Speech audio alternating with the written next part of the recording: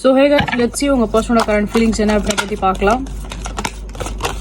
Okay, I'm getting this. I have so much to say to you. So இந்த பர்சனோட சைடில் வந்து நிறைய விஷயங்கள் உங்ககிட்ட வந்து ஷேர் பண்ணணும் அப்படின்னு நினைக்கிறாங்க.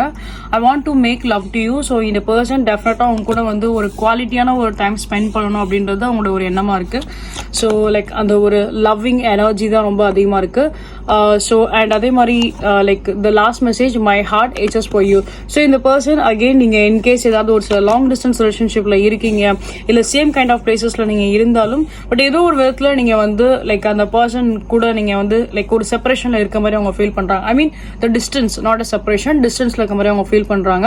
ஸோ மோர் ப்ராப்ளி லைக் அவங்க வந்து பார்த்தீங்க அப்படின்னா உங்க கூட எப்பயுமே உங்க கூடயே இருக்கணும் அப்படின்றது அவங்களோட ஒரு எண்ணமாக இருக்குது. So I don't know like little bit உங்கள் பர்சன் வந்து கொஞ்சம் ரொமான்டிக்காகவும் ஃபீல் பண்ணலாம் அப்படின்னு நினைக்கிறேன்.